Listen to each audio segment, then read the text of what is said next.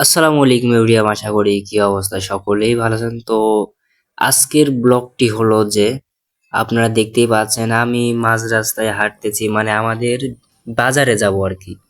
তো আমাদের বাজারে যাওয়ার সময় এই মুহূর্তটাই আপনাদের মাঝে তুলে ধরলাম যে আমি কোথায় কোথায় যাই বা কি করি। তো অবশেষে চলে আসলাম আমাদের বাজারে কাছাকাছি। আর মাত্র 1 মিনিটের রাস্তা, আর 1 মিনিটের রাস্তা পেরিয়ে দিলেই আমি চলে আসবো আমাদের বাজারে। বাজারে চলে আসছি। তো আমাদের বাজারটা বেশি বড় না, আমাদের বাজারের নাম হলো বৈলসিং বাজার। তো তো বাজার থেকে যাওয়ার পথে কি এক ঝামেলাতে পড়লাম ভাই। চলে আসছে কই যেন থেকে বৃষ্টি।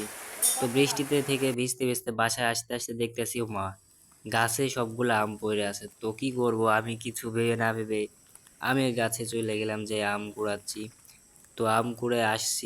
আম কুড়ে আসতে আসতে ভাই আমি ভাবতেছি বাসায় যাব কিভাবে, এত কাদা। আর এই কাদার মাঝখান দিয়ে আমি হালকা পাতলা টিপি টিপি পা দিয়ে হাঁটতেছি।